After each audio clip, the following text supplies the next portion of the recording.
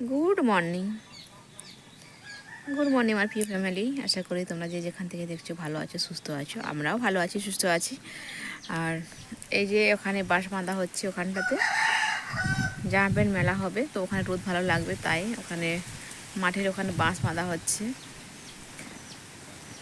আর ছোটো মেয়ে কী করছো এসব? আর আমি এখানে বসে পড়েছি গতকালের মাছ ভাজতে।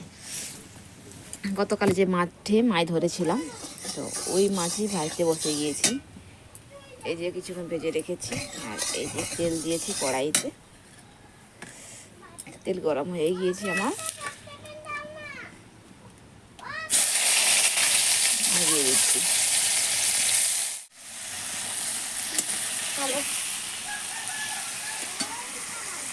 জ্বলছে, এই যে বসিয়ে দিয়েছি ভাজতে। এখন সেই চুলি রান্নতেছে, সব রান্না হয়ে গেল। তার আমি একটা পাকা রান্নতেছি, বলে কি রান্না হলো তোর, কি রান্না হলো তোর? বিরিয়ানি, আলু পোলাও, তারপর লুচি, ঘুগনি খেয়ে নিলাম না হয় না। আমাদের কি হলো তোর, কি হলো তোর? ফার্স্ট হয়েছে না, তা লোককে ইয়ে করতেছে এখানে। তারপর নয় তো কি, নিজে রান্না এগিয়ে গেছে বলে লোককে এখানে ইয়ে করতেছে। অত এই করা ভালো নয়। আমরা যদি তাড়াতাড়ি বুঝাইতে আমাদেরও হয়ে যেত তোমার আগে।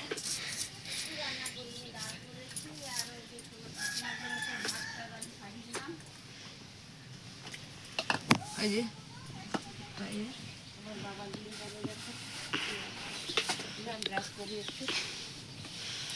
আর তোদের কিছু মাছ তরকারি ফরকারি যদি হচ্ছে হয়, যদি হয়ে যায় একটু পাঠিয়ে দিই। আমি করছি ওটুকু টিফিনে ভাত পাঠাচ্ছ, ভাত গুলাবে জুতো আসছে নাকি না? বেগুন একটা হয়েছে, বেগুন রাখা বানু মা কি বলতি শুন। একটা বেগুন তুলে আনা তো। এই আলু পয়সা দিয়ে আলু কিনে, এই আলুগুলো এরকম ছেদরা মেদরা হয়, বিরক্ত লাগে। জানেন তো বন্ধুরা, ছোটদি ভাই ওইভাবে আমার সঙ্গে ঝগড়া করে, আর ভীষণ ধোঁয়া লাগছিল, আর ও আমার সঙ্গে ঝগড়া করছিল, আমার জন্য রাগ ধরে গিয়েছিল। রান্না করতে করতে এখানে দেখলাম একটু নোংরা সামনেটাতে, তো এই পাশে মাঠে মেলা হচ্ছে জিনিস, তাই এই যে রোদ দিয়েছে কত সুন্দর দেখছেন না, কিছুক্ষণের মধ্যে বৃষ্টি, কিন্তু ওয়েদারটা এতখানি খারাপ, হালকা হালকা, মানে এত সুন্দর মাছের ও মানে রোদ দিচ্ছে, মনে হচ্ছে যেন ওয়েদার কেটে গেছে, কিন্তু না, বেকার ওয়েদার কাটেনি, কিচ্ছু না। সেই বৃষ্টি হচ্ছে, আর ওই একটু রোদ দেখে আমরা জিনিসটা সব ধুয়ে নিয়েছি, ঝামেলায় পড়ে গিয়েছি। আর বর যাবে ধান বাঁধতে। জানেন তো বন্ধুরা, এই যে আমার ব্যস্ত জীবন, সকালে রান্না আর বাড়ির কাজ গোছানো, এতখানি ব্যস্ত, তো এই জিনিসটা শেয়ার করা হয় না, কারণ আমার তো স্ট্যান্ড নেই, তাই।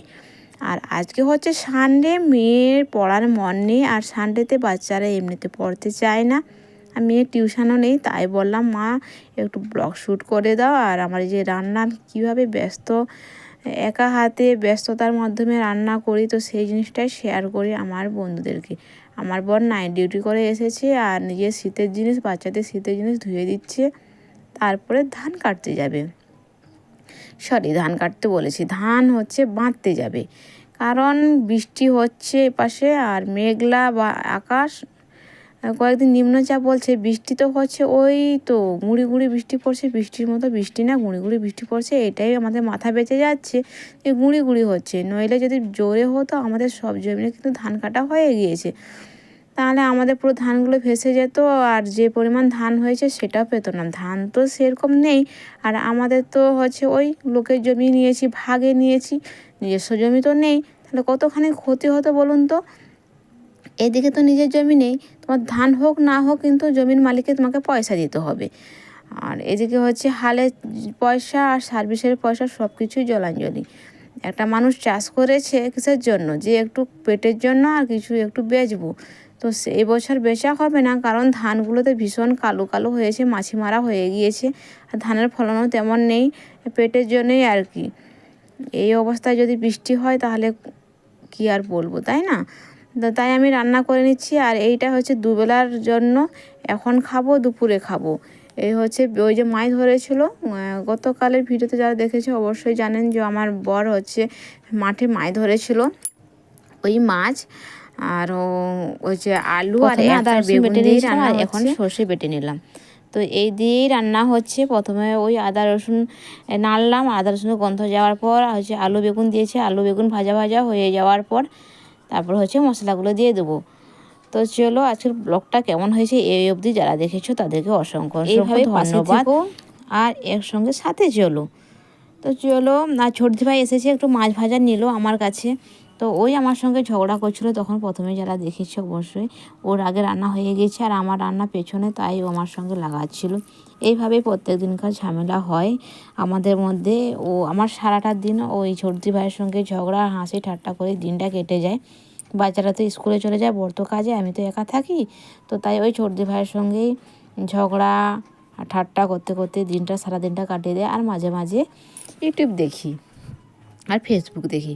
এই হচ্ছে জীবন, আর কিছুই তেমন করা হয় না, কারণ বাচ্চাদের জন্য আমি আর কিছুই করতে পারছি না। মাঠের কাজ তো জানি না, আর বর তেমন কোনো কিছু কাজ পাঠাবে না এই আদার্স কোনো জায়গায় টেলারিং শিখতে। ও বলে তুমি বাড়িতেই থাকো। আর একা হাতে সংসার চালাচ্ছে, সংসার তেমন, এই যে এখন একটা তরকারি, এই অল্প তরকারি আমরা 5 জন খাবো। 5 জন বলতে 2টো বাচ্চা, আমি, আমার বর আর হচ্ছে আমার শাশুড়ি মাকে তরকারি দেবো। তো বলুন তো, কে এই কষ্টের জীবন, কোন মানুষটা চায় যে আমি এইভাবে কষ্টে থাকি, তাই না?